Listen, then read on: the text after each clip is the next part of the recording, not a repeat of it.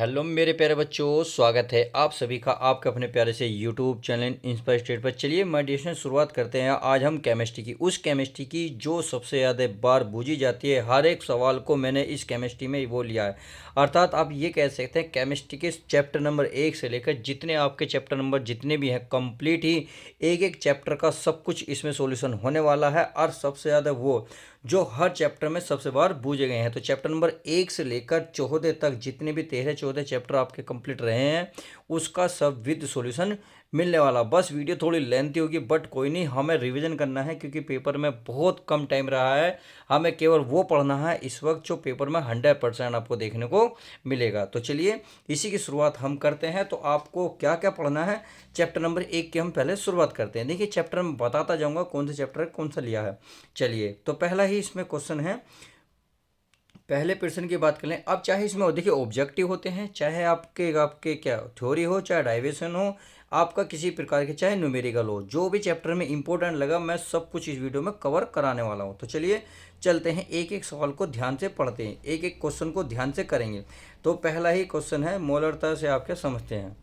तो इसमें मोलरता की अगर मैं बात करूं तो 1 लीटर विलियन में घुले विलेय की मोलों की संख्या को मोलरता कहते हैं। अगर मोलरता की मैं बात करूं तो इधर विलेय के मोल, जिसे एन से दिखाते हैं, विलियन का आयतन। तो इसके फॉर्मूले की बात करें तो मोलरता को कैपिटल एम से दिखाएंगे और विलेय के जो मोल हैं उसे कैपिटल डब्ल्यू से बटे विलेय का आयतन एम गुणा वी और एम एल में और गुणा 1000। डब्ल्यू क्या है, विलेय का भार। अगर मैं एम की बात करूं विलेय का अणु भार, अगर वी की बात करूं तो आयतन। चलिए आगे देख लेते हैं। चलिए अगला देख लेते हैं मोलरता की परिभाषा। तो 2 नंबर 2 है आपकी मोलरता की परिभाषा। देखिए मैंने सिंपल लैंग्वेज में लिखा, बहुत सिंपल। देखिए सिंपल सी लैंग्वेज है। 1 किलोग्राम विलायक में घुले विलेय के मोलों की संख्या को मोलरता कहते हैं। अगर मोलरता की मैं फॉर्मूले की बात करूँ तो विलेय के मोल बटे विलायक का भार। तो ये इसका फॉर्मूला है, जहाँ डब्ल्यू क्या विलेय का भार, एम क्या विलेय का अणु भार, डब्ल्यू क्या है विलायक का भार। समझ में आ गई। अब चलिए अगले क्वेश्चन की देख लेते हैं कितना इंपॉर्टेंट है। देखिए बहुत बार क्वेश्चन ये पूछा जा चुका है। अब यह मोल प्रवाह की परिभाषा दीजिए। किसी घटक का मोल प्रवाह विलयन में उपस्थित उस घटक के मोलों की संख्या तथा कुल घटक के मोलों की संख्या के अनुपात के बराबर होता है। समझ में आ गई। ये कोई विलय है, इसमें कोई 2 पदार्थ है। तो यही कह रहा है कि मोल प्रभाजन में उपस्थित उस घटक के मोलों की संख्या, यानी कि जितने उसमें मोलों की संख्या तथा कुल घटक के मोलों की संख्या के अनुपात को के बराबर होता है। समझ में आ गया। बहुत ईजी है, बहुत आसान है। तो चलिए आगे देखते हैं। आगे है हमारा घटक का मोल प्रवाह। तो घटक का मोल प्रवाह क्या होता है, घटक के मोलों की संख्या बटे कुल घटक के मोलों की संख्या।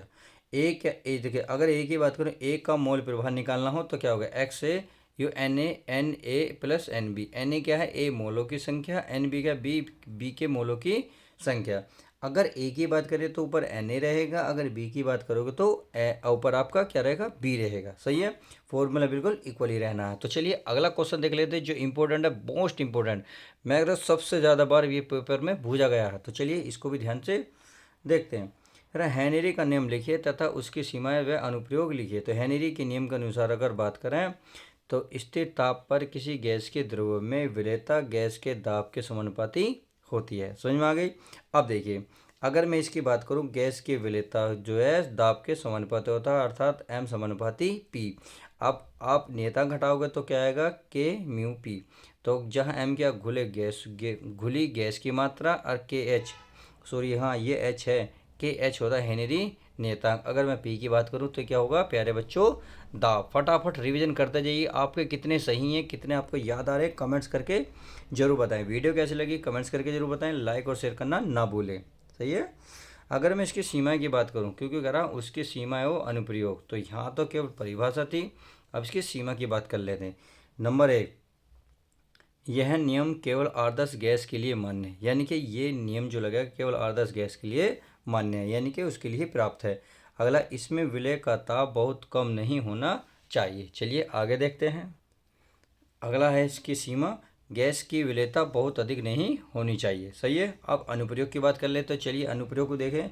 शीतल पेय पदार्थ में अधिक ऊंचाई पर ऑक्सीजन टैंक में, आपने देखा होगा जब अधिक ऊंचाई पर जाते हैं तो हमें ऑक्सीजन की आवश्यकता पड़ती है, यानी कि हमें ऊंचाई वहाँ ऑक्सीजन लेने में दिक्कत आने लग जाती है। तो आपने देखा होगा जो जो पहाड़ों पर लोग चढ़ते हैं तो अपने गैस लेकर चलते हैं। समुद्री गोताखोर द्वारा, आपने देखा होगा जो समुद्र में गोताखोर होते हैं वो उनके पीछे कमर पे एक सिलेंडर बंधा रहता है, क्योंकि जब समुद्र के नीचे जाते हैं तो हमें ऑक्सीजन की ज़रूरत पड़ती है, तो वहाँ ऑक्सीजन ऑक्सीजन के लिए हमें समुद्र लेके जाना पड़ता है सिलेंडर को। सही है। अब चलिए अगला क्वेश्चन देख लेते हैं, मोस्ट इंपॉर्टेंट। देखिए जब तो ये तो आप कह रहा हूँ फेवरेट है एग्जामिनर का, तो इसको ध्यान रख लीजिएगा। अब देखिए सिंपल सी लैंग्वेज है, बहुत सिंपल सी। देखिए इसको ध्यान से देखिए, ये कह रहा है राउट के नियम के अनुसार, सॉरी राउट का नियम लिखिए तथा उसकी सीमा बताइए। तो पहले राउट का नियम लिखना, फिर उसकी सीमा बतानी। क्लियर। चलिए इसको समझते हैं। ये कह रहा है राउट के नियम के अनुसार किसी विलायक में अवाष्पशील विलय मिलने पर प्राप्त विलयन के वाष्प दाब का अपेक्षित अवनमन विलय के मोल प्रभाज के बराबर होता है। अर्थात P0 माइनस पी एस बटे P0 बराबर W बटे M गुणा W। अब ये क्या क्या है, ये सारी चीज़ मैंने यहाँ नीचे लिख दी है ताकि आपको कन्फ्यूजन बिल्कुल भी ना हो इस फॉर्मूले में। P0 क्या है, शुद्ध विलायक का वाष्प दाब। PS क्या है, विलयन का वाष्प दाब। अगर मैं W की बात करूँ विलय का भार, अगर M की बात करूँ विलयन का अणुभार। क्लियर। अगर मैं कैपिटल W की बात करूँ तो विलायक का भार, कैपिटल M की बात करूँ विलायक का अणुभार। समझ में आ गई। तो चलिए अब आगे देखते हैं। चलिए प्यारे बच्चों इसकी सीमा भी देख लेते हैं। सीमा की बात करें तो यह तनु विलयन पर लागू होता है, यानी कि जो है तनु विलयन पर लागू होता है, यह अवाष्पशील पदार्थ के विलयन पर लागू होता है। अगला है तीसरा, यह विद्युत अपघट्य के विलयन पर लागू नहीं होता। बात समझ में आ गई। सीमाएं बहुत ईजी हैं, देखो सिंपल सिंपल सा बनाया ताकि आप बिल्कुल इसे ध्यान से थोड़ा सा भी देख लेना वीडियो को, तो आपके सारा कंप्लीट पेपर यहीं तैयार हो जाएगा। अगले बात करते हैं क्वथनांक में उन्नयन से आप क्या समझते हैं। तो किसी विलायक में कोई अवाष्पशील विलय पदार्थ घोलने पर क्वथनांक में होने वाली वृद्धि को क्वथनांक में उन्नयन कहते हैं। समझ में आ गई। यानी कि क्वथनांक में उन्नयन क्या होता है उसको मैंने समझाया, तो इसके एक फॉर्मूला है। अब देखिए ये इस फॉर्मूले में क्या क्या लिखा हुआ है, ये आप मैंने यहाँ लिख दिया है कि डेल्टा टी बी कर क्वथनांक में उन्नयन है, और के पी की बात करें तो मोलर उन्नयन स्थिरांक है। अगर मैं W की बात करूँ विलय का भार, M की बात करूँ विलय का अणुभार, अगर कैपिटल W की बात करूँ विलायक का भार। उम्मीद है अच्छे से समझ में आ गया होगा। चलिए अब आगे देखते हैं। तो चलिए प्यारे बच्चों इसी चैप्टर नंबर 1 में अब क्या इंपॉर्टेंट है उसको देख लेते हैं। अगला टॉपिक की बात करें तो हिमांक में अवनमन से आप क्या समझते हैं। तो किसी विलायक में कोई अवाष्पशील विलय पदार्थ घोल देने पर हिमांक में होने वाली कमी को हिमांक में अवनमन कहते हैं। ये मैंने इसका फॉर्मूला लिखा, और फॉर्मूले में क्या क्या है ये मैंने आपको यहाँ लिख दिया है ताकि आपको कोई भी कन्फ्यूजन ना हो। देखिए सिंपल सी लैंग्वेज में लिखा, बहुत छोटी सी भाषा में, कि किसी विलायक में कोई अवाष्पशील विलय यानी कि कोई अघुलनशील विलय पदार्थ घोल देने पर हिमांक में होने वाली कमी को हिमांक में अवनमन कहते हैं। समझ में आ गई। चलिए आगे कहते हैं, आगे देखते हैं। देखिए कितना इंपॉर्टेंट है ये, तो मैं कह रहा हूँ फेवरेट एग्जाम का 100% है। अपने माथे पे चिपका लो, जेब में रख लो, इसे तो लेके जाना है। देखिए मैं नकल को नहीं कह रहा, प्लीज़ बच्चों अपना ध्यान रखना। किसी विलायक के कणों का निम्न सांद्रता से उच्च सांद्रता की ओर अर्ध पारगम्य झिल्ली द्वारा स्वतः प्रवाह परासरण कहलाता है। अगर बात करें उच्च सांद्रता वाले विलयन पर लगाया गया वह बाहरी दाब जो विलायक के अणुओं का प्रवाह अर्ध पारगम्य झिल्ली से रोक दे उसे परासरण दाब कहते हैं। समझ में आ गई। सिंपल सी लैंग्वेज है, बहुत ईजी है। चलिए आगे देखते हैं। अगली बात करते हैं अनोवा वांट हाफ गुणांक किसे कहते हैं, गुण भी बताइए। यानी कि वांट हाफ की परिभाषा बतानी है तथा इसके गुण क्या है वो आपको बताने हैं। अब देखिए आगे इस पर बात करते हैं किसी अणु संख्या गुणधर्म के प्रायोगिक मान तथा सामान्य मान के अनुपात को वांट हाफ गुणांक कहते हैं। समझ में आ गया। अगर गुण की बात करें तो चलिए गुण भी देख लेते हैं।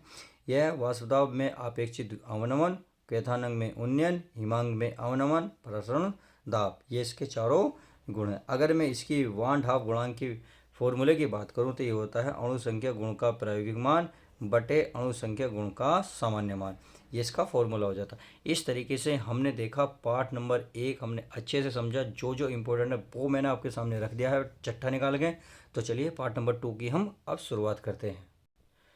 चलिए चैप्टर नंबर 2 में आप पहला क्वेश्चन देख लेते हैं। प्रतिरोध की परिभाषा इकाई लिखिए। तो चैप्टर नंबर 2 की पहला क्वेश्चन है कि प्रतिरोध की परिभाषा तो उसका मात्रक लिखना। तो क्या लिख रहा है, विद्युत धारा के मार्ग में बाधा उत्पन्न करने वाले कारक को प्रतिरोध कहते हैं। यानी कि प्रतिरोध कहते हैं जो धारा के मार्ग में कोई कारक धारा क्या यानी कि धारा के मार्ग में कोई जो कारक बाधा उत्पन्न करता है उसे हम प्रतिरोध कहते हैं। इसे कैपिटल आर से प्रदर्शित करते हैं। कैपिटल आर बराबर होता है रो एल बटे ए। या देखिए ये किस किस के समानुपाती होगा, रो जो आर होगा जो प्रतिरोध होगा किसके, रो का, यानी कि आर होगा एल के भी और ए के भी। सही है, यानी कि एल के भी एल के ए के क्या होगा वित्तीय अनुपाती। यानी कि आप यहाँ 2 पॉइंट निकाल सकते हैं, जो आर समानुपाती होती है एल के तथा आर वित्तीय अनुपात होता है 1/a के। क्लियर। अगर मात्रक की बात करूँ तो ओम। क्लियर, ओम, इसका संबल ये होता है। अगले क्वेश्चन की बात कर लेते हैं। देखिए अगला क्वेश्चन क्या कर रहा है हमारे सामने, ये कह रहा है विशिष्ट प्रतिरोध की परिभाषा है, मात्रक लिखिए। इसमें क्या है देखिए, यदि किसी पदार्थ के एकांक अनुप्रस्थ काट वाले एकांक लंबाई के तार के प्रतिरोध को विशिष्ट प्रतिरोध या प्रतिरोधकता कहते हैं। क्लियर। अगर मैं इसको दिखाऊं, इसे किससे दिखाते हैं, इससे दिखाते हैं रो से। रो बराबर होता है आर ए बटे एल। अगर मात्रक की बात करें तो ओम मीटर, कितना होगा ओम और मीटर। बस इतनी सी बात है। तो चलिए अब आगे देखते हैं। आगे है विशिष्ट चालकत्व की परिभाषा में मात्रक लिखिए। तो चलिए इसको पढ़ लेते हैं। विशिष्ट प्रतिरोध के व्युत्क्रम को विशिष्ट चालकत्व कहते हैं। यानी कि विशिष्ट प्रतिरोध के जो उल्टे को ही कहते हैं विशिष्ट चालकत्व कहते हैं। इसे के यानी कि कप्पा से प्रदर्शित करते हैं। क्या कहते हैं, इस के को क्या कहते हैं, कप्पा।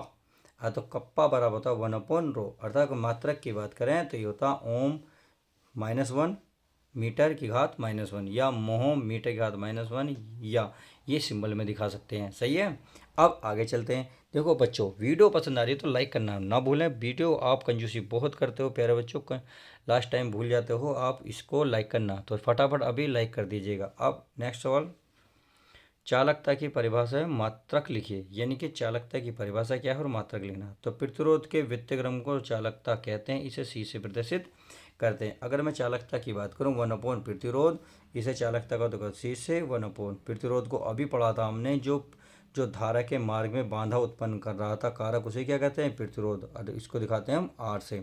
अगर मात्रक की बात करूँ तो 1/ओम। तो ओम अगर उस ऊपर ले जाओगे तो ये हो जाएगा 1/ओम, ये हो रहा, यह इसका सिंबल है। सही है। अब आगे देखते हैं। अगला क्वेश्चन देखते हैं, क्वेश्चन नंबर 5 जो चैप्टर नंबर 2 में है, जो मोस्ट इंपॉर्टेंट है, सबसे ज़्यादा है। देखिए यह मोल चालकता की परिभाषा है, इकाई लिखिए। तो चलिए इसको ध्यान से पढ़ लेते हैं। एक मोल विद्युत अपघटय वाले विलयन की चालकता को मोलर चालकता कहते हैं। इसे लैम्डा एम से प्रदर्शित करते हैं। सही है।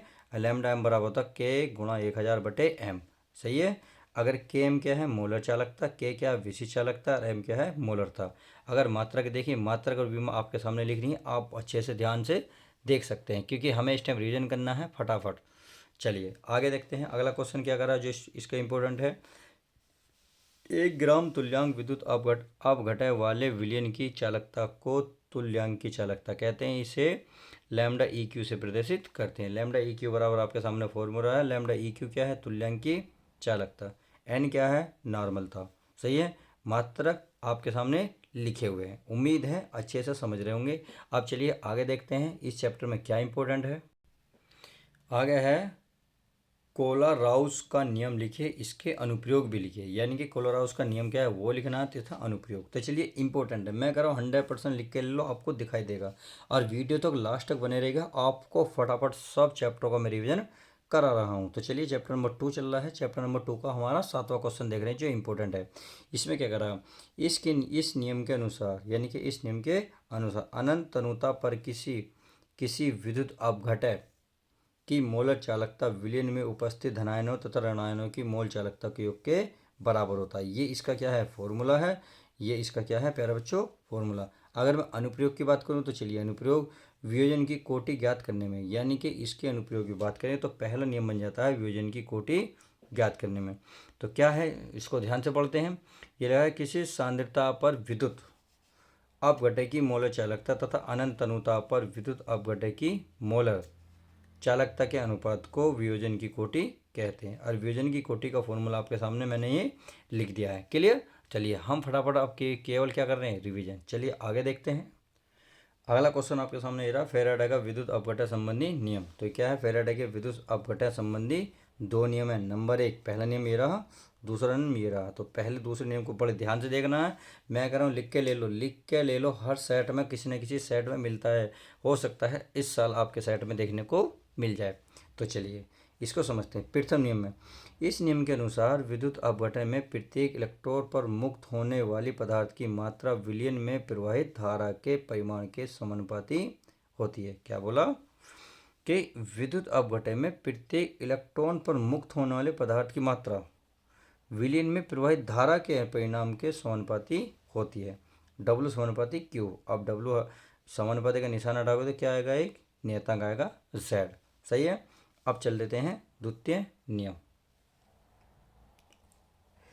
इस नियम के अनुसार जब विद्युत धारा की समान मात्रा विभिन्न विद्युत अपघटों में प्रवाहित होती है तो इलेक्ट्रोडों पर मुक्त होने वाली पदार्थ की मात्राएं तुल्यांकित द्रव्यमान के समानुपाती होती है। समझ में आ गई।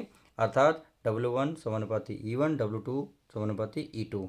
अगर हम इसको इससे भाग देंगे तो W1 बटे W2 बराबर होगा E1 अपॉन E2। अब W1 बराबर होता है हमारा ZI/IT। क्या होता है, ZIT। और इसकी बात करें Z2IT। तो ये हमारा IT से IT कैंसिल, ये हमारा इससे नियम, इसका मतलब क्या निकल जाएगा, इसका फॉर्मूला हमें प्राप्त हो जाएगा। चलिए आगे देखते हैं। अगला है क्वेश्चन नंबर 9। ये करा विद्युत रासायनिक श्रेणी किसे कहते हैं, इसके मुख्य लक्षण लिखिए। देखिए विद्युत रासायनिक श्रेणी क्या है तथा उसके लक्षण क्या है देख लेते हैं। धात्विक और अधात्विक तत्वों को उनके मानक इलेक्ट्रॉन विभव के क्रम में रखने से एक श्रेणी प्राप्त होती है जिसे विद्युत रासायनिक श्रेणी या सक्रियता श्रेणी कहते हैं। समझ में आ गई। अगर आगे देखते हैं विद्युत रासायनिक श्रेणी के लक्षण यानी कि इसके गुण क्या हैं, इसको ध्यान से देख लेते हैं। चलिए गुण को भी ध्यान से देखिए, इंपॉर्टेंट है सारे। अगर पहले की बात करें माय डियर स्टूडेंट, जो धातु हाइड्रोजन की अपेक्षा प्रबल अपचय होते हैं उनको विद्युत रासायनिक श्रेणी में हाइड्रोजन के ऊपर रखा गया है। समझ में आ गई। दूसरा गुण, जो धातु हाइड्रोजन से दुर्लभ अपचय होते हैं उन्हें हाइड्रोजन के नीचे रखा गया है। जो मजबूत होंगे प्यारे बच्चों हाइड्रोजन से ऊपर होंगे, और जो कमजोर होंगे धातु वो क्या होंगे, वो हाइड्रोजन से नीचे होंगे। आगे है, इस श्रेणी में हाइड्रोजन का मानक अपचयन विभव 0 वोल्ट माना गया है। आगे बात कर लेते हैं। चौथा नंबर, इस श्रेणी में प्रबल धातु दुर्लभ धातु को उसके विलयन से विस्थापित कर देते हैं। समझ में आ गया। चलिए आगे देखते हैं। चलिए चैप्टर नंबर 2 का लास्ट क्वेश्चन अर्थात जो मोस्ट इंपोर्टेंट है उसमें 10 क्वेश्चन मैंने निकाल के दे दिए हैं आपको। अब आपका फ़र्ज़ बनता है कि आप कैसे करना है, वीडियो लाइक करनी है, शेयर करनी है, कमेंट्स करना, सब कुछ करके आप बताएंगे जरूर। चलिए, मानक इलेक्ट्रोड विभव किसे कहते हैं, जब किसी धातु की छड़ को 25 डिग्री ताप पर तथा एक वायुमंडल दाब पर 1 मोलर सांद्रता वाले विलयन में डुबाया जाता है तो धातु तथा विलयन के बीच जो विभव उत्पन्न होता है उसे धातु का मानक इलेक्ट्रॉन विभव कहते हैं। उम्मीद है अच्छे से समझ में आ गया होगा। तो चलिए हमारे चैप्टर नंबर 1 और 2 बहुत अच्छे से निपटारा कोशिश की है। अब चैप्टर नंबर 3 की शुरुआत करते हैं। तो चलिए चैप्टर नंबर 3 भी देख लेते हैं। चलिए आपके सामने ये रहा चैप्टर नंबर 3 का आपका पहला सवाल। जो इसमें इम्पोर्टेंट हैं, जो 5 साल से पिछले साल 5 साल से आ रहे हैं वही मैंने आपके सामने लिए हैं। तो चलिए माय डियर स्टूडेंट ध्यान से पढ़ते हैं एक एक सवाल को। तो कह रहा है पहला सवाल, ये कह रहा किसी अभिक्रिया का वेग क्या है, अभिक्रिया के वेग को प्रभावित करने वाले कारक कौन कौन से उनको आपको लिखना है। तो चलिए पहले ही किसी अभिक्रिया का वेग क्या है उसको ही समझ लेते हैं। तो ये कह रहा है एकांक समय में किसी अभिकारक या उत्पाद की सांद्रता में होने वाले परिवर्तन को अभिक्रिया का वेग कहते हैं। समझ में आ गई। अब जैसे ये हमारा क्या है, अभिकारक है, ये हमारा उत्पाद है। अगर मैं इसकी दर की बात करूँ तो दर होगा dr/dt जो होगा माइनस में। और दर बात करूँ दूसरे की, चलिए अगर मैं इसमें दर की बात करूँ dp/dt ये होगा माइनस, जो माइनस दिखा रहा है 6 और जो प्लस दिखा रहा है बनने में, यानी कि ये तो कमी दिखा रहा है, ये आपकी बढ़ोतरी दिखा रहा है। समझ में आ गई। चलिए आगे बात कर लेते हैं। हम जो आगे दे रखा है अभिक्रिया के वेग को प्रभावित करने वाले कारक कौन कौन से हैं, ताप, दाब, सांद्रता, उत्प्रेरक। ये चारों क्या करते हैं, अभिक्रिया के वेग में वृद्धि करते हैं। चाहे ताप की बात करो, चाहे दाब की, उत्प्रेरक या सांद्रता। क्वेश्चन कैसी तरीके से बन जाए कि अभिक्रिया वेग में बताइए ताप का क्या प्रभाव है, या अभिक्रिया वेग को प्रभावित करने में ताप का क्या होता है, कमी करता है या बढ़ोतरी, यह आपको ध्यान रखना है। समझ में आ गई। चलिए आगे देखते हैं। अगला क्वेश्चन आपके सामने क्वेश्चन नंबर 2, ये करा अभिक्रिया की कोटि किसे कहते हैं, उदाहरण सहित बताइए। इनके अभिक्रिया की कोटि क्या है बताना है। तो ये है किसी अभिक्रिया के दर समीकरण में व्यक्त अभिकारकों के सांद्रता को घातों के योग को अभिक्रिया की कोटि कहते हैं। ये आपके सामने क्या है, मैंने एक समीकरण दी है, ए प्लस बी कुछ रिएक्शन करके तीसरा पद बनाता है। यह आपकी वेग समीकरण है। क्लियर। चलिए आगे देखते हैं। आगे है शून्य कोटि की अभिक्रिया किसे कहते हैं। शून्य कोटि की अभिक्रिया के लिए वेग स्थिरांक का व्यंजक लिखिए। तो चलिए शून्य कोटि की अभिक्रिया के बारे में समझते हैं। ये कह रहा है वह अभिक्रिया जिसकी दर अभिकारक की सांद्रता पर निर्भर नहीं करती उसे शून्य कोटि की अभिक्रिया कहते हैं। अगर मैं अभिक्रिया की दर की बात करूँ, अभिक्रिया की दर dr/dt समानुपाती होगी 1 है, किसके, 1 है। शून्य कोटि की अभिक्रिया के लिए वेग स्थिरांक का व्यंजन। चलिए अब इसको बड़े ध्यान से समझते हैं। इसको मैं आपको ध्यान से समझा देता हूँ। देखिए ये dx/dt समानुपाती होगा a, सही है, डिग्री में। ऐसे हटाओगे क्या आएगा, नियतांक। चूँकि x डिग्री हो, सॉरी हाँ 0 है, 0 या a 0, उसका मान क्या होता है, हमेशा 1 होता है। तो dx/dt बराबर के इसके स्थान पर क्या आएगा 1। अब dt क्या है, नीचे, dt नीचे है तो उधर जाएगा गुणा में k की गुणा में पहुंच जाएगा। तो k dx बराबर क्या बन जाएगा, k dt। सही है। अब हम प्यारे बच्चों समाकलन कर लेते हैं। समाकलन का मतलब है चिन्ह, यहाँ भी समाकलन का ये देखो, ये समाकलन का चिन्ह है। जो नियतांक होता है वो समाकलन से बाहर आ जाता है। सही है। dx का जो समाकलन होगा x होगा, k बाहर, dt का होगा t, और इसमें प्लस को एक c जुड़ जाता है कॉन्स्टेंट। इसे समीकरण मान ली 1। अब देखो यदि t बराबर 0, x बराबर 0, सही है, यानी कि प्रारंभिक समय मान लिया 0, तब क्या होगा, जहाँ x है वहाँ 0, k का मान रखेंगे 0, तो c बराबर क्या निकलेगा हमारा 0। समीकरण 1 से क्या करना है, x बराबर के टी 0 है, यानी कि समीकरण 1 में c की वैल्यू क्या रखेंगे 0, तो ये हो जाएगा x बराबर के टी। क्या बन जाएगा, x बराबर के टी। अगर मैं k की वैल्यू निकालूंगा तो x जो k की गुणा में है t, तो t वाली चीज़ पहुंच जाएगी भाग के बटे में, अर्थात x बटे टी।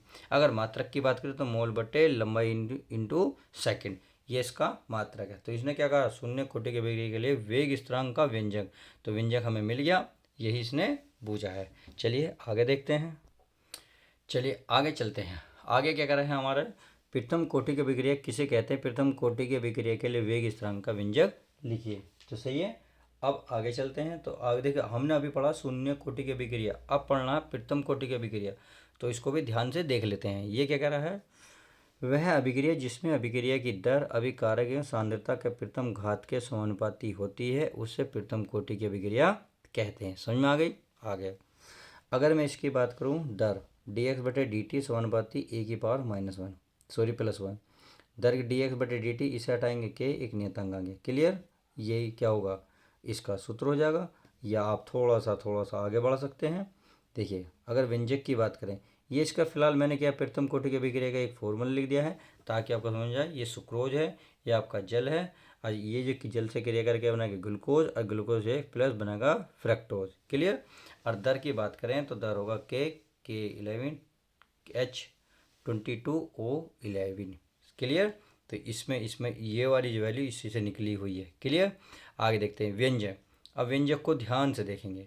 जरा व्यंजन, प्रथम सांद्रता मान ली a 0, t समय बाद मान लिया a-x बराबर x। सही है। अगर प्रथम कोटि के अभिक्रिया से देखें तो इसी फॉर्मूले में रखेंगे। क्लियर। अब रखेंगे इसमें तो t समय बाद dx/dt के a के स्थान पर क्या रखेंगे, यानी कि t समय बाद a-x, क्या रखेंगे a-x। अब आगे चलते हैं। चलिए आगे कह रहा dx बटे, ये गुणा की चीज़ कहाँ आ गई थी, भाग में, ये वजह k dt। अब समाकलन कर लो। चलिए समाकलन का निशान इधर भी लगेगा, हमारा इधर भी लगेगा। k नियतांक है इसलिए समाकलन से बाहर रहेगा। अब देखिए ये हमारा dt ऐसे ही रहेगा, माने मैंने कुछ नहीं करा, ये दोबारा लिख दिया है। अब क्या करा है, 1/, देखिए 1/x होता log x, यानी कि अगर ये रेखिक समीकरण है तो 1/x सीधा लिख सकते हो। तो इसे x मानो, 1/x हो जाएगा log x, यानी कि log, और ये वाला नीचे वाला x, तो log के साथ ये लग गया। अब x के साथ क्या है माइनस, तो ये माइनस बाहर आ जाएगा, इंटू के और dt, समाकलन dt का होगा t, सही है, और प्लस का होगा एक नियतांक, क्या होगा ना c, क्या बनेगा c। समझ में आ गया। अब चलिए यदि t बराबर, यानी कि प्रारंभिक समय 0, तो x बराबर क्या बनेगा 0। अब इसमें रख दो। अब देखो यहाँ x की वैल्यू क्या रखेंगे 0, तो माइनस log a हो जाएगा, ये रहा। ये t बराबर 0 रखेंगे तो 0, ये तो सारा 0 बन गया। c का मानेगा माइनस का log a। अब c का मान समीकरण 1 में पुटअप कर दो, यहाँ c की वैल्यू, और बाकी सारा आपका ऐसे ही रहेगा। देखो ये रहा, ये रह गया। अब आप खुद बताएं। देखें KT तो यही है, माइनस log A ऐसी है। अगर मैं इसको माइनस log A को उधर ले जाऊंगा तो ये माइनस की क्या हो जाएगी, प्लस, ये हो गई। सही है। अब मैंने क्या करा, log A को पहले रखा, इस माइनस वाले को बाद में रखा। तो log एक जैसे हैं, जब बीच में होते हैं, जब बीच में माइनस होता है तो क्या हो जाता है, भाग में, यानी कि पहले वाला पद पहले आता है, लास्ट वाला पद भाग में आ जाता है। देखिए मैंने यहाँ फॉर्मूला भी लिखा क्योंकि ये फॉर्मूला इसी पे फॉलो कर रहा, चूँकि log m minus log n बराबर होता है log m/n, वही हमने यहाँ लगाया। सही है। अब के की वैल्यू निकालनी तो टी गुणा में है, के की गुणा की चीज़ पहुँचेगी भाग में, 1/t, यही इसका फॉर्मूला हो जाएगा। ये इसमें देखिए मैंने वैल्यू 1/t की, यानी कि इसकी वैल्यू निकाल के रखी है। क्लियर। अगर इसकी मात्रा की बात की जाए तो प्रति सेकंड या सेकंड की घात -1। आई होप क्लियर हो गया होगा। चलिए आगे देखते हैं क्वेश्चन नंबर 5। तो क्वेश्चन नंबर 5 क्या कर रहा है, ध्यान से देखिए। जरा अभिक्रिया के आणविकता से आप क्या समझते हैं, उदाहरण देकर समझाना। तो किसी रासायनिक अभिक्रिया में भाग लेने वाले अभिकारक अणुओं की न्यूनतम संख्या को अभिक्रिया की आणविकता कहते हैं। ये आपके सामने क्या एक समीकरण है जो अच्छे से समझ गए होंगे। तो चलिए my dear student, chapter number 3 हमारा कंप्लीट हुआ। अब चलते हैं चैप्टर नंबर नेक्स्ट पर। तो चलिए माय डियर स्टूडेंट, अब हम देखते हैं नेक्स्ट सवाल, अर्थात चैप्टर नंबर 4 का नेक्स्ट क्वेश्चन हमारा क्या कहता है। जो इंपॉर्टेंट है वही मैंने आपके सामने प्रस्तुत करें। वीडियो कैसी लग रही, लाइक और कमेंट्स करके जरूर बताएं। अगला क्वेश्चन है, संक्रमण तत्व क्या है, इन्हें संक्रमण तत्व क्यों कहते हैं। देखिए ऐसे तत्व जिनका इलेक्ट्रॉन विन्यास करने पर अंतिम इलेक्ट्रॉन बाह्य कोश के डी कक्ष में भरते हैं उन्हें डी ब्लॉक के तत्व कहते हैं। डी ब्लॉक के तत्वों को ही संक्रमण तत्व के नाम से जाना जाता है। समझ में आ गई। इनके डी कक्ष में जो भरे जाते हैं उन्हें डी ब्लॉक कहते हैं। डी ब्लॉक के ही तत्वों को ही संक्रमण तत्व कहते हैं। आगे है डी ब्लॉक के तत्व एस और पी ब्लॉक के बीच में स्थित होते हैं, इसी कारण इन्हें संक्रमण तत्व भी कहते हैं। समझ में आ गई। चलिए आगे देखते हैं। अगला क्वेश्चन है हमारा, संक्रमण तत्वों के अभिलक्षण गुण विशेषता लिखिए। तो ये आपके सामने लिखी हुई है, आप ध्यान से देख सकते हैं, इसमें कोई बड़ी बात नहीं है, ये मेरी पढ़ाने की जरूरत नहीं है, आप अच्छे से इसे पढ़ सकते हैं। तो चलिए मैं आगे देखता हूँ, आगे हमारा क्या कह रहा है। देखिए ये लिख रहा कारण लिखिए। तो हमें कारण बताना से संगम तत्व रंगीन यौगिक बनाते हैं, कारण क्या है ये आपको कारण बताना। तो इसके कारण देखिए आपके सामने है, यह संगम तत्व ठोस अवस्था या जलीय अवस्था में रंगीन आयन बनाते हैं। इसका कारण यह है कि जब संक्रमण धातु आयन पर श्वेत प्रकाश पड़ता है, यानी कि श्वेत प्रकाश पड़ता है, तो अपूर्ण कक्षकों में उपस्थित अयुग्मित इलेक्ट्रॉन प्रकाश का अवशोषण करके निम्न ऊर्जा वाले कक्ष से उच्च ऊर्जा वाले कक्ष में चले जाते हैं। इसका यही कारण है। अब सेकंड कारण देख लेते हैं, जो देखो पेपर में आता वही मैंने आपके सामने रखे हैं। इसमें क्या कर रहा है, संक्रमण तत्व अनुचुंबकीय लक्षण प्रकट करते हैं, कारण बताइए। तो क्या है, संक्रमण तत्व और आयन अयुग्मित इलेक्ट्रॉनों की संख्या का प्रदर्शन करते हैं या अनुचुंबकीय लक्षण को प्रदर्शित करते हैं। इसका कारण यह है कि डी उपकोष में प्राय अन्य युग्मित इलेक्ट्रॉन होते हैं। जब इनमें इनमें अयुग्मित इलेक्ट्रॉन नहीं होते तो उस दशा में इनके आयन प्रतिचुंबकीय गुण दर्शाते हैं। समझ में आ गई। चलिए आगे देखते हैं। अब तीसरे नंबर का क्या कह रहा है, ये कह रहा है संगम तत्व या इनके यौगिक एवं उत्तम उत्प्रेरक का कार्य करते हैं। ये लिख रहा है संगम तत्व या उनके यौगिक उनके उत्प्रेरक के रूप में प्रयोग किए जाते हैं। इसका कारण यह है कि ये परिवर्ती ऑक्सीकरण अवस्था को दर्शाते हैं तथा इनके पास अपूर्ण डी उपकोष होता है, जिससे यह अभिक्रिया के वेग को बढ़ा देते हैं। समझ में आ गई। अब नेक्स्ट है हमारा, संक्रमण तत्व परिवर्तित ऑक्सीकरण अवस्था दर्शाते हैं, इसका कारण बताइए। तो लिखिए, संगम तत्व परिवर्तित ऑक्सीकरण अवस्था दर्शाते हैं क्योंकि डी कक्षकों तथा एनएस कक्षकों की ऊर्जा में अधिक अंतर नहीं होता, जिसके कारण संक्रमण तत्वों में से आंतरिक कोश के इलेक्ट्रॉन आसानी से निकल जाते हैं और ऑक्सीकरण अवस्था की संख्या बढ़ जाती है। समझ में आ गई। चलिए आगे देखते हैं, आगे हमारा क्या कहता है। क्वेश्चन नंबर 4, अंतः संक्रमण तत्व क्या है। चलिए इसको पढ़ लेंगे एक बार। ऐसे तत्व जिनका इलेक्ट्रॉनिक विन्यास करने पर अंतिम इलेक्ट्रॉन एफ उपकोष में प्रवेश करते हैं उन्हें एफ ब्लॉक के तत्व या अति संक्रमण तत्व कहते हैं। उम्मीद है समझ में आ गई होगी। चलिए आगे देखते हैं। आगे इनमें दो श्रेणियां होती हैं जिन्हें 4F तथा 5F या लेथेनॉइड व एक्टिनॉइड के नाम से जानते हैं। दोनों श्रेणियों में 14 तत्व होते हैं। उम्मीद है अच्छे से सब कुछ क्लियर हो गया होगा। तो चलिए आगे देखते हैं। आगे क्वेश्चन नंबर 5 हमारा क्या कहता है, यह संगम तत्व एवं एवं लेथनोइड के गुणों में समानता लिखिए। तो क्या समानता है, ध्यान से देखिए। पहला है सभी संगम तत्व तथा लेथनोइड धातु होते हैं, पहली समानता ये हो गई। अगली समानता की बात करें, इनके गलनांक एवं क्वथनांक सामान्यतः उच्च उच्च होते हैं। इनके अधिकांश आयन अनुचुंबकीय होते हैं। इनके अधिकतम यौगिक व आयन रंगीन होते हैं। बहुत सिंपल से, देखिए सीधे सीधे से। मैं कह रहा हूँ एक नज़र ध्यान से देखोगे तो सब कुछ याद हो जाएगा। क्लियर? वीडियो इसी बात पे फटाफट लाइक कर दो। अगर संक्रमण तत्व तथा लेथेनॉइड तत्व दोनों ही संकुल यौगिक बनाते हैं। अगला है संक्रमण योग तत्वों के समान लेथेनॉइड भी मिश्र धातुओं का निर्माण करते हैं। उम्मीद है सबको समझ में आ गया होगा। तो चलिए चैप्टर नंबर हमारा 4 कंप्लीट हुआ। जो जो इंपॉर्टेंट है मैंने अच्छे से कवर करा दिया। अब चलिए चैप्टर नंबर नेक्स्ट की शुरुआत करते हैं। चलिए प्यारे बच्चों, चैप्टर नंबर 4 देखते हैं। हमारा चैप्टर नंबर 4 क्या कह रहा है उसको ध्यान से पढ़ते हैं। ये कह रहा है योगात्मक यौगिक या आणविक यौगिक किसे कहते हैं, ये कितने प्रकार के होते हैं। चैप्टर नंबर 5 है, 5वें में अब हमारी शुरुआत करते हैं। तो इसमें क्या कर रहा है, जब पढ़ते हैं, जब दो या दो से अधिक सरल स्थायी यौगिक को आणविक अनुपात में मिलाकर गर्म करके वाष्पित करते हैं तो इसके फलस्वरूप नए पदार्थ के क्रिस्टल प्राप्त होते हैं। सही है? तो उन्हें क्या कहते हैं, उन्हें ही योगात्मक यौगिक कहते हैं। क्लियर? तो देखिए आपके सामने रिएक्शन है, बहुत ईजी है, बहुत सिंपल है, बहुत ही, मैं कह रहा हूँ सर तो घोट के पी जाओ, बहुत ईजी है। आपके सामने देखते ही कहेंगे सर वाह क्या समीकरण दिए। आप ऐसे ही से इक्वेशन ले सकते हैं पेपर में। आगे है, दो प्रकार की होती हैं, क्योंकि इसमें बोला ये कितने प्रकार की होती हैं, ये दो प्रकार की होती हैं। नंबर 1 द्विकणु। द्विकणु क्या है, ऐसे यौगिक जो जल में घोलने पर अपने घटक आयनों में वियोजित हो जाते हैं, अर्थात विलयन में क्या होता है, अपनी पहचान खो देते हैं। इन्हें द्विकणु कहते हैं। जैसे पोटास, एलम, कार्नेहाइड, मोहर, लवण आदि। सही है?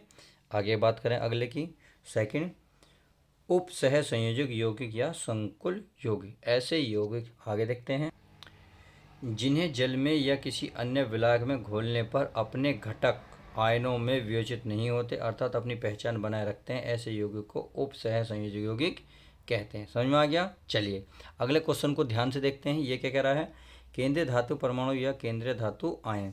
ऐसे धातु आयन या धातु परमाणु जो एक या अधिक लिगेंडों से जुड़े होते हैं उन्हें केंद्रीय धातु आयन या केंद्रीय धातु परमाणु कहते हैं। समझ में आ गई? अगला अब शब्द आया इसमें लिगेंडो क्या होता है। तो चलिए लिगेंड तथा आवेश के आधार पर लिगेंड के प्रकार, इसको भी ध्यान से देख लेते हैं। ये क्या कर रहा है, कोई भी परमाणु या आयन इसमें जिसमें केंद्रीय धातु परमाणु को क्या इलेक्ट्रॉन, क्या है बच्चों, इलेक्ट्रॉन, दिख रहा है, इलेक्ट्रॉन युग्म देने की क्षमता होती है, उसे लिगेंड कहते हैं। आवेश के आधार पर लिगेंड 3 प्रकार के होते हैं। चलिए अगर पहले की बात करूं, यह होता धनावेश लिगेंड। ऐसे लिगेंड जिस पर धनावेश होता है उन्हें धनावेश लिगेंड कहते हैं। ये लिगेंड दुर्लभ होते हैं, यानी कि बहुत कमज़ोर होते हैं, जैसे NO+, H3O+। अब आगे देखते हैं। अगला है ऋणावेशी लिगेंड। ऐसे लिगेंड जिन पर ऋणावेश होता है उन्हें ऋणावेशी लिगेंड कहते हैं, जैसे Cl-, Br-, OH-, Cn-। सही है? अगला है उदासीन लिगेंड। ऐसे लिगेंड जिन पर कोई आवेश नहीं होता है, यानी कि ना तो ऋणावेश होता ना कोई धनावेश होता, उन्हें ही उदासीन लिगेंड कहते हैं। ये आपके सामने क्या ऑप्शन लिखे हुए हैं, सॉरी उदाहरण। आगे है संयोजकता के आधार पर लिगेंड के प्रकार। तो चलिए अब संयोजकता के आधार पर लिगेंड के प्रकार देख लेते हैं। तो पहला है एक अंतुक लिगेंड, वह लिगेंड जिनके पास केवल एक दाता परमाणु होता है तथा जो एक इलेक्ट्रॉन युग्म को केंद्रीय धातु परमाणु को त्यागने की प्रवृत्ति रखता है, उससे एक दंतुक लिगेंड कहते हैं। चलिए ये आपके लिए ये लिगेंड धनायन, ऋणात्मक या उदासीन अणु हो सकते हैं। ये आपके सामने सारे एग्जाम्पल मैंने रख दिए। ये जो पॉजिटिव हैं, कुछ नेगेटिव हैं, कुछ हमारे उदासीन हैं। आगे की बात कर लें। अगला क्या है, द्विदंतुक लिगेंड। वह लिगेंड जिनके पास दो दाता परमाणु उपस्थित होते हैं तथा जो दो इलेक्ट्रॉन युग्म को केंद्रीय, अब नेक्स्ट देखते हैं, धातु परमाणु को त्यागने की प्रवृत्ति रखते हैं, उन्हें द्विदंतुक लिगेंड कहते हैं। जैसे आपके सामने ये रहा, आपके सामने ऑप्शन, क्या नाम, सॉरी उदाहरण। आगे बात करते हैं बहुदंतक लिगेंड। वह लिगेंड जिनके पास दो से अधिक दाता परमाणु उपस्थित होते हैं तथा जो केंद्रीय धातु परमाणु से क्या है, परमाणु को दो से अधिक इलेक्ट्रॉन युग्म देने की क्षमता रखते हैं, उन्हें बहुदंतक लिगेंड कहते हैं। ये आपके सामने क्या है, उदाहरण है। आप बहुत आसानी से छाप सकते हो। तो चलिए अगले की बात करते हैं। अगला क्या कर रहा है, लीलैंड लिगेंड क्या है। देखिए अब लीलैंड लिगेंड क्या है इसको समझते हैं। ये लिख रहा है, जब कोई बहुदंतक लिगेंड एक साथ, क्या है, एक साथ धातु आयन से कई दाता परमाणु से इस प्रकार जुड़ा होता है कि एक वलय परमाणु प्राप्त होती है, तो इसे कीलेट वलय कहते हैं तथा ऐसे लिगेंड को कीलेट लिगेंड कहते हैं। चलिए आगे देखते हैं। आगे है, उप सहसंयोजक संख्या से आप क्या समझते हैं, उदाहरण सहित बताओ। तो यह धातु आयन से जुड़े हुए दाता परमाणु की संख्या को उप सहसंयोजक संख्या कहते हैं। यह आपके सहसंयोजक आयन उप सहसंयोजक यौगिक सही है, संयोजक संख्या सामने लिखी हुई है। अब आगे फटाफट रिवीजन करते जाइए। फटाफट क्या क्या आपके याद है, क्या रह गया है वो आप देख सकते हैं। चलिए, केंद्रीय धातु परमाणु की ऑक्सीजन संख्या से आप क्या समझते हैं। यह एक संकुल में केंद्रीय धातु परमाणु से जुड़े सभी लिगेंडों को यदि उनके साझे किए गए इलेक्ट्रॉन युग्म सहित हटा लिया जाए तो केंद्रीय परमाणु पर उपस्थित आवेश को उसकी अक्षर संख्या कहते हैं। समझ में आ गई, सिंपल सा है। चलिए अगला क्या क्वेश्चन क्या रहा, संयोजकता पर वार्नर सिद्धांत लिखिए। तो उप संयोजक यौगिक में धातुएं दो प्रकार की संयोजकता प्रदर्शित आगे देखते हैं करती हैं, प्राथमिक संयोजकता तथा द्वितीय संयोजकता। अगले बात करते हैं, प्राथमिक संयोजकता सामान्य रूप से आयनिक होती हैं तथा ऋणात्मक आयनों द्वारा संतुष्ट होती हैं। अगले क्वेश्चन की बात करें, द्वितीय संयोजकता उन आयनिक होती हैं, यह उदासीन अणु या ऋण आयनों द्वारा संतुष्ट होती हैं। द्वितीय संयोजकता उप संयोजकता संख्या के बराबर होती है। आगे बात करते हैं, धातु से द्वितीय संयोजकता से आबंधित आयन या समूह विभिन्न उप संयोजक संख्या के अनुरूप दिक् स्थान से विविध रूप से विविष्ट होती है। तो आपने इस वीडियो में 1 से लेकर 5 चैप्टर तक कवर करा। तो चलिए नेक्स्ट वीडियो में हम बिल्कुल कहाँ से करेंगे, 6 से लेकर बिल्कुल लास्ट चैप्टर तक कवर करने वाले हैं। तो चलिए मिलते हैं नेक्स्ट पार्ट के साथ इसके।